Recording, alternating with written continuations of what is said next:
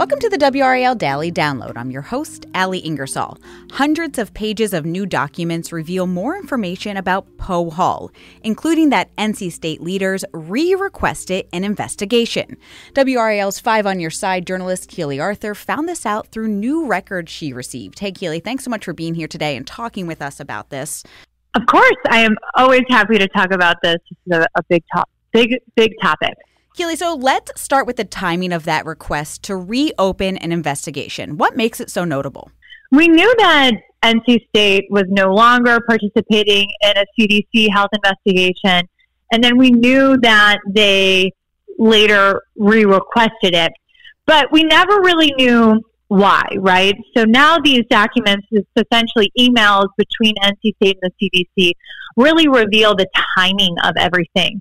And it really shows the power of the alumni, the faculty in this situation, many of whom have felt powerless. What happened was they were upset that that NC State was no longer participating in a health investigation into Poe Hall, and we reported that story. We broke that story, and then after that, there was a huge fallout, and we now know that they re-requested to get involved, for the CDC to get involved after our report, after that fallout, but NC State at the time, and probably still this day, will tell you, well, you know, we re-requested it because we had new information about the building. Well, these documents reveal that they re-requested it 4 or 5 hours after the faculty had voted a historic vote of no confidence against the chancellor and the vice chancellor. So that's kind of the short version. You and I, we haven't really talked for a couple months about this, so there are a couple things we have to bring up up to speed with. So take us back to this vote. So what had happened was the NC State had closed this building, Poe Hall, down in November, and they closed it because there were toxic chemicals inside the building. And we now know they also closed it because several people had reported that they were working in the building and later developed cancer. So at the time, NC said they were closing the building. We'll keep you updated. We'll keep the community updated on what's going on with the building, what we find, if we find that, you know, what these toxic chemicals could have done to people, things like that. And Five on Your Side had reported that NC State had agreed to participate in this CDC health investigation. And basically what that does is it looks at if people were essentially hurt on the job. So if they were exposed to a toxic chemical, something else, whatever their exposure could be on the job. So they said that they were participating in that, or that had been confirmed. We later found out that they had quietly basically said, thanks, but no thanks. Like, we don't need your help. We're going to do our own building testing. And we broke that story. This was very upsetting to the hundreds, if not thousands of people who worked or studied in that building and wanted to know the health effects of the toxic chemicals, because when NC State said thanks but no thanks to the CDC, it essentially meant there was no longer any investigation into the human health effects. NC State was investigating the building, CDC was supposed to investigate the people. So we ran the story. The fallout was really fast. You know, sometimes I'll do stories and I'll think, oh, this will make a big difference, and nothing happens. It happened very quickly. The members of the College of Education faculty held a vote to say we're going to vote no confidence, and it was against the chancellor, the vice chancellor, and Dean Palestine, the dean of education. Now, she narrowly missed the vote, but the vice chancellor and Chancellor Randy Woodson both had these votes of no confidence. These were historic because not at any point in the university's history, and from my understanding, has this happened. It also doesn't do anything. It's a purely symbolic vote, but it's essentially a vote saying that part of your staff, part of your faculty at the university doesn't trust you as a leader. And they did that because they were upset that NC State wasn't doing anything with the CDC. So that vote happened. And that was, as you said, a really notable vote. And then you kept digging into this, right? There's like so many times where we just do one story and then that's it. Yeah. But you have just looked into this story nonstop. And so just this week, you got new documents between the university and NC State. And that's how we learned about this investigation. I guess, right. What else did you find in these documents? So we knew that we knew that the building closed. We knew that NC State was no longer participating in the health investigation. We knew that NC State was participating in the health investigation, but we didn't know why they re-entered into that. So what these documents showed was the timing of this. So usually when you work as a journalist, and Allie, you'll understand this, no one ever says, oh yeah, we like made this change because of this report or because so-and-so. They'll say, we were working on this always.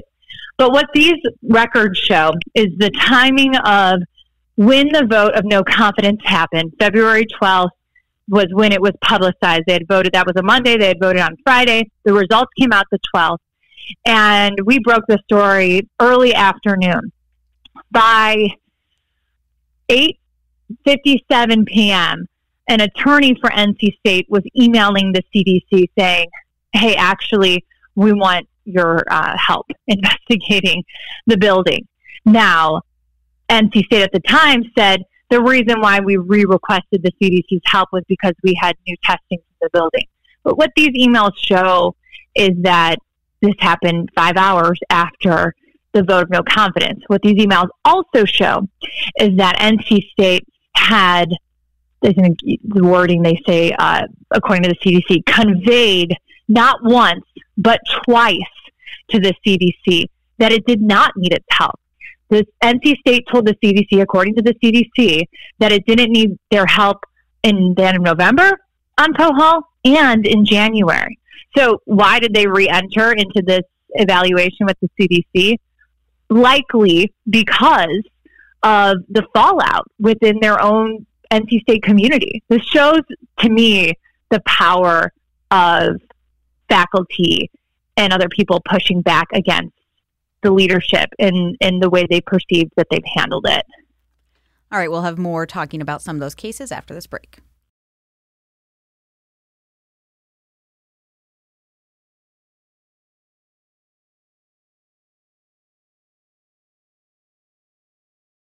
Welcome back. So, Keely, since we last spoke, there have been more than 200 people now who have reported to you that they have cancer, and that's among other medical issues. So bring us up to speed. What do we know about some of these people with cancer? What's the most common cancer? And what are some of those other medical issues?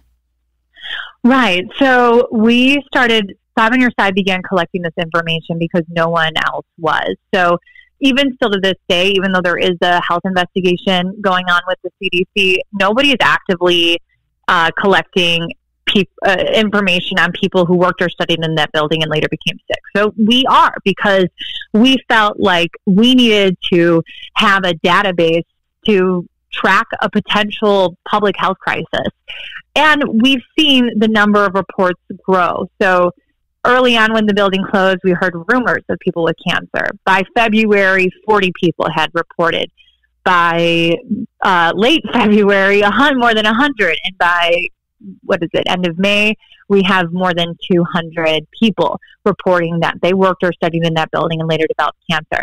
Most are grad students or people who worked in the building. So people are spending working hours in the building, not a lot of undergrads who were in the building for a class or two. And what you want to find when you're trying to see if there's some environmental reason behind a cancer or a certain type of illness is a pattern of a certain type of cancer. And we keep seeing breast cancer over and over and over again in women who are young, women that are not of the age where you would get a typical screening or a mammogram, women in their late 20s, women in their early 30s who are getting their graduate degrees in education, studying hard at NC State. So those are what the numbers are telling us. And when we're talking about that investigation, it's a health hazard investigation. So what exactly is that, and why is it so important to the people who have cancer to understand this and to be a part of this investigation? Yeah. So we have the 5 on Your Side has its own data collection where we're collecting cases of cancer, and then the CDC. So I just want to, for our listeners to understand the difference. So there's us who is just trying to understand how many people in this building say they later developed cancer. The CDC, what they do with the health hazard evaluation, it's very case by case, but and they do this all across the country. And I think they even did some work with people who were helping clean up 9/11, all the people who were exposed to all those dusts and things that later made them sick. They looked into that. What a health hazard evaluation does is it can review medical records, they can conduct their own medical exams, they can collect samples of a work site. Essentially, it's to see if workers were exposed to something hazardous on the job. And in this case, it would be PCBs, which were toxic chemicals that were really commonly used in the early to mid 20th century. They were banned because we learned that they cause cancer. But at the time, they were used heavily because they're plasticizers, they're built to last, they're fire resistant. If you want your building to last forever, like a government building or a school building, these chemicals were used often in the construction. So the health hazard evaluation is to see if the PCBs that were found present in Poe Hall through the testing in October, November, and subsequent testing potentially caused hazards, potentially caused illness within the people who were in that building. The issue with the health hazard evaluation is the fact that it only looks at workers. So in most businesses, that'd be fine. The only people that are in WRAL's building are workers. That's not the case with Poe Hall. It's also students. So there's still no investigation focusing on that population, which is troubling. Yeah, definitely. So you had a chance recently in the last few months to talk with the chancellor. We played part of that interview here on our podcast. Not the full interview, though. So and we haven't actually talked with you since then. What were some of your main takeaways from being able to sit down and talk with him? My main takeaway with him was that he was really focused on the building testing. So there's the health hazard evaluation, there's the 5 on Your Side collection of just numbers, trying to figure out how many people say they've got cancer. And then there's NC State's own testing, where they hired a consulting firm to test the environment of Poe Hall. And people want to know about the environment of the building, but they mainly want to know if the building made them sick or may make them sick, because we know people who are exposed to these types of chemicals can develop illnesses years and decades later. So people don't necessarily care about the building as much as they care about, did the building make them sick? So NC State has hired a consulting firm to essentially take more samples of the building, and it's not really clear what they're going to do with that information. They've said a few times that they can't comment on health until they have the building information. They've kind of walked back the messaging that they're going to comment on health after the building testing is complete. So that was my main takeaway. And, I sensed that he cared about the people that were in that building. But when I asked him if he was worried about the health of the people who spend time in Poe Hall, he basically said, or he did say, the first thing out of his mouth was, I'm worried, I'm concerned about the health and well-being of everyone on campus.